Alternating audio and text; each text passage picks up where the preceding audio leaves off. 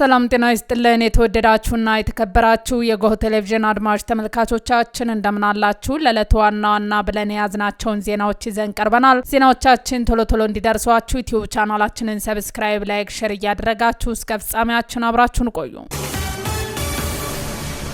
በጅቡቲ 3 የነዳጅ ጫኝ መርከቦች መድረሳቸው ተነገረ። አይኤምኤፍ ግን የምስራቅ አፍሪካ ሀገራት በባህረ ሰላጤው ውጥረት ምክንያት ለችግር ተጋልጠው እንደሚቀጥሉ አስጠንቅቋል። በጅቡቲ ወደብ 3 ግዙፍ የነዳጅ ጫኝ መርከቦች መድረሳቸው የተሰማ ሲሆን ይህም በኢትዮጵያ ለተከሰተው የነዳጅ እጥረት መጠነኛ እፎይታ ሊሰጥ እንደሚችል ተስፋ ተጥሎበታል። ከመጋቢት 19 እስከ 23 ባሉት ጊዜያት ውስጥ በጅቡቲ የደረሱት እነዚህ መርከቦች አጠቃላይ 143,000 ሜትሪክ ቶን ወይም 143 ሚሊዮን ሊትር የሚመዝን ናፍጣ የጀት ነዳጅ የጫኑ መሆናቸው ታውቋል።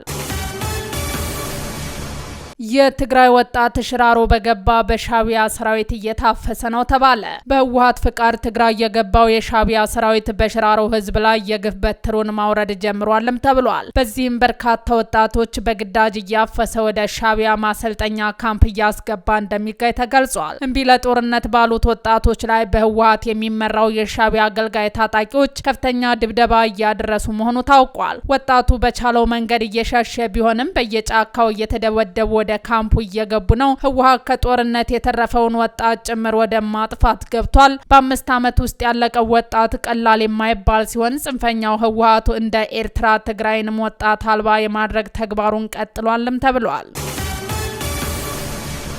7ኛው ጠቅላላ ምርጫ በስኬት እንዲጠናቀቅ እየተሰራ ነው ሲሉ ኮሚሽነር ጀነራል ዘላለም መንግስቴ ተናገሩ። የአማራ ክልል ፖሊስ ዋና ጠቅላይ መምሪያ አዛዥ ኮሚሽነር ጀነራል ዘላለም መንግስቴ 7ኛው ጠቅላላ ምርጫን አስመልክቶ መግለጫ ሰጥተዋል። በመግለጫውም ጠቅላላ ምርጫው ሰላማዊ እንዲሆን በርዕሰ መስተዳደሩ የሚመራ ግብረ ኃይል በማቋቋም ለምርጫው አስቻይ ሁኔታን ለመፍጠር እየተሰራ ነው ብለዋል። ለጸጥታ ኃይሎች ተደጋጋሚ ስልጠና በመስጠት ያለምንም የጸጥታ ችግር የምርጫ ሂደቱ እንዲጠናቀቅ እየተሰራ መሆኑንም አንስተዋል። የፖሊስ ተቋማት የምርጫ ሂደቱን የመራጮች፣ የእጩዎች፣ የአስፈጻሚዎችና የምርጫ ጣቢያዎችን ደህንነት የማስጠበቅ ስራውን አጠናክሮ እንደሚቀጥል ጠቁመዋል። ጽንፈኛ ኃይሎች የክልሉን ሰላምና ጸጥታ በማናጋት ህዝብን በመዝረፍ የሀገርን ሽማግሌዎች በማጥቃት በህግ የተመረጠ መንግስትን ለማጥፋት በክልሉ ሲንቀሳቀሱ መቆየታቸውን ተናግረዋል። ከሀገር መከላከያ ሰራዊት ከጸጥታ አካላትና ከማህበረሰቡ ጋር በመሆን የተቀናጀ ህግ የማስከበር ስራ በማከናወን ሰላምን ለማስከበር መስራቱንም ጠቁመዋል። አሁን ላይ አንጻራዊ ሰላም መኖሩንም አንስተዋል። ከምርጫ ቦርድ ጋር በመሆን 143 የምርጫ ክልሎችን በ12000 የምርጫ ጣቢያዎች የምርጫ ቁሳቁስ በማድረግ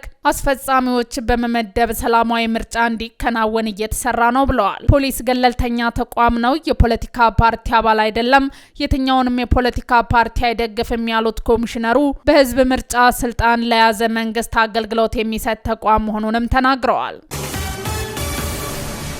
በሰሜን ጎጃምና በደቡብ ጎንደር ዞኖች የጽንፈኛ ቡድኑ ከፍተኛ መሪዎችና ታጣቂዎች የጥፋት ህልም መክኗል። በሀገር መከላከያ ሰራዊት የምስራቅ እዝ ኮር በሰሜን ጎጃምና በደቡብ ጎንደር ዞኖች ባካሄደው የተቀናጀ ኦፕሬሽን የጽንፈኛ ቡድኑን ከፍተኛ መሪዎችን ጨምሮ 90 የጽንፈኛ ታጣቂዎችን ከጥቅም ውጭ በማድረግና በመማረክ ውጤታማ አፈጻጸም ማስመዝገቡን አስታውቋል። በሀገር መከላከያ ሰራዊት ከፍተኛ አመራሩ ብርጋዴር ጀነራል አዲሱ መሐመድ እንደገለጹት ኮሩ ከመጋቢት 1 ቀን 2018 ዓ.ም ጀምሮ በሰሜን ጎጃም እንዲሁም በደቡብ ጎንደር ወረዳዎች ባካሄደው ዘመቻ 72 የጽንፈኛ ቡድን መሪዎችና ተዋጊዎችን ከጥቅም ውጭ ተደርገዋልም ብለዋል። በዚህ ኦፕሬሽን 14 ታጣቂዎች ተማርከዋልም ብለዋል። 28 የነፍስ ወከፍና አንድ የቡድን መሳሪያ በቁጥጥር ስር መዋሉንም ጠቁመዋል። ጽንፈኛው ቡድን ገብቶባቸው የነበሩ ወረዳዎችን ሙሉ በሙሉ መቆጣጠር ተችሏልም ብለዋል።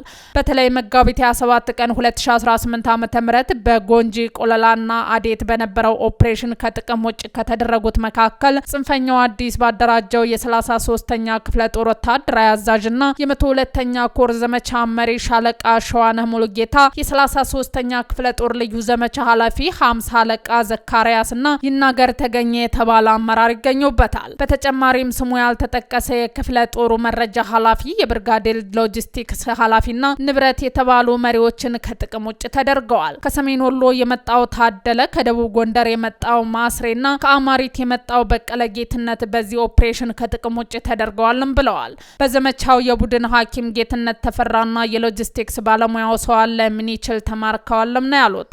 ባለፉት 7 ቀናት በተደረገው ኦፕሬሽን ከቋራ ተነስቶ አዴል ሊደርስ የነበረ 1344 ልዩ ተተኳሾችም ተይዘዋል። እንዲሁም ወደ ባህር ዳር ሊገባ የነበረ 1268 የመትረየስና 67 የድሽቃ ጥይት በወገልሳ አካባቢ በቁጥጥር ስር ውሏል። ጽንፈኛው ከህዝብ የዘረፋቸው 4 ተሽከርካሪዎችም ተመልሰዋል ነው ያሉት። በደቡብ ጎንደር ዞን ሰማዳ ወረዳና ወገዳ ከተማ ህዝብን ሲዘርፍ የነበረው ቡድን በድንገተኛ ኦፕሬሽን እንዲጸዳ ተደርጓልም ብለዋል። በዚህም ማህበረሰቡ በሰላም በመንቀሳቀስ የመንግስት አገልግሎቶችን ማግኘት እንዲችል መደረጉን ብርጋዴር ጀነራል አዲሱ መሐመድ አረጋግጠዋል። አዛዡ አክለውም የሀገር ሉዓላዊነትን ለማስከበርና የውስጥ ተላላኪ ባንዳዎችን ሴራ ለማክሸፍ ኮሩ ተልእኮውን አጠናክሮ እንደሚቀጥል አስታውቀዋል።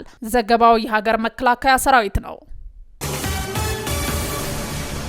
የነዳጅ ድጎማ ወጪ ከታቀደው በ172 በመቶ ብልጫ አሳየ። የማክሮ ኢኮኖሚ ሪፎርሙን ስጋት ላይ መውደቁ ተገለጸ። የኢትዮጵያ መንግስት ለ2018 የበጀት ዓመት ለነዳጅ ድጎማ መድቦት ከነበረው 100 ቢሊዮን ብር እጅግ በላቀ ሁኔታ 272 ቢሊዮን ብር ወጪ ማድረጉ ተገልጿል። ይህ በቅዱ ላይ የታየው የ172 በመቶ ብልጫ በባህረ ሰላጤው እየተባባሰ ከመጣው ውጥረት ጋር ተዳምሮ አገሪቱ የጀመረችውን አጠቃላይ የማክሮ ኢኮኖሚ ማሻሻያ አደጋ ላይ ሊጥል ይችላል የሚል ስጋት ፈጥሯል። የንግድና ቀጣናዊ ትስስር ሚኒስተር ካሳሁን ጎፌ በማህበራዊ ገጻቸው ባጋሩት መረጃ መሰረት ይህ የወጪ ጭማሪ የታየው መንግስት የነዳጅ ድጎማን ደረጃ በደረጃ ለማንሳትና የገበያ መር ኢኮኖሚ ለመገንባት ቃል ገብቶ ወደ ተግባር በገባ ጥቂት ወራት ውስጥ ነው። ለነዳጅ ድጎማ የተያዘው በጀት ከጠቅላላ የሀገር ውስጥ ምርት 0.6 በመቶ ወይም 100 ቢሊዮን ብር እንዲሆን ታቅዶ የነበረ ቢሆንም አሁን ላይ ወጪው ወደ 272 ቢሊዮን ብር አሻቅቧል።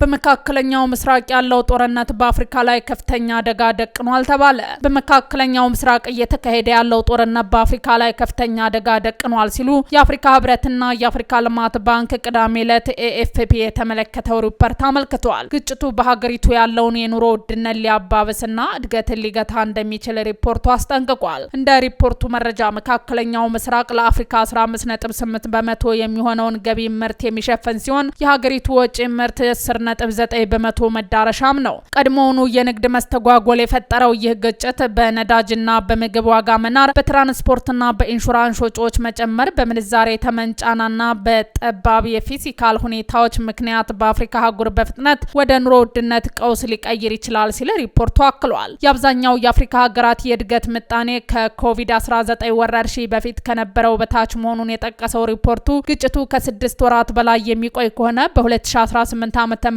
የአፍሪካ አጠቃላይ የሀገር ውስጥ ምርት የ0.2 በመቶ የእድገት ቅናሽ ሊያሳይ ይችላልም ብለዋል። ግጭቱ በቆየ ቁጥርና የመርከብ መስመሮች፣ የኢነርጂ እንዲሁም የማዳበሪያ አቅርቦቶች ላይ የሚደርሰው መስተጓጎል በጠነከረ መጠን በመላው ሀገሪቱ ከፍተኛ የኢኮኖሚ መቀዛቀዝ የመከሰቱ እድል እየሰፋ ይሄዳል ሲል ያስጠነቅቃል። ከአረብ ባህረ ሰላጤው የሚመጣው የተፈጥሮ ጋዝ አቅርቦት መቀነስ በማዳበሪያ ምርት ላይ ተጽዕኖ እንደሚያሳድር ተገልጿል።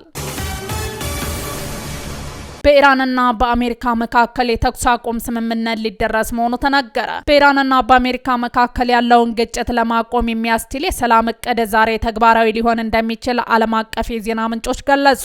የኢስላማባድ ስምምነት ተብሎ የተሰየመውና በፓኪስታን አደራዳሪነት የቀረበው ይህ እቅድ በአስቸኳይ የተኩስ አቁም በማድረግ ለዓለም የነዳጅ ዝውውር ቁልፍ የሆነውን የሆርሙዝ ወሽመጥ በድጋሚ ለመክፈት ያለመ ነው። ስምምነቱ ኢራንን የኒኩለር መሳሪያ ላለመስራት ቃል የምትገባበት እና በምላሹም የተጣሉባትን ማዕቀቦች የሚነሱባት ሁኔታ ያካተተ መሆኑ ተገልጿል። የአሜሪካው ፕሬዝዳንት ዶናልድ ትራምፕ ግጭቱ በአስቸኳይ እንዲቆም ግፊት እያደረጉ ቢሆንም ኢራን እስካሁን ለቀረበው ጥሪ ይፋዊ ምላሽ አልሰጠችም። ሆኖም የፓኪስታን የጦር አዛዥ ፊልድ ማርሻል አሲም ሙኒር ከአሜሪካው ምክትል ፕሬዝዳንት ጄዲ ቫንስ እና ከኢራኑ የውጭ ጉዳይ ሚኒስትር አባስ አራቂቺ ጋር ሌሊቱን ሙሉ ግንኙነት ሲያደርጉ ማደራቸው ተዘግቧል።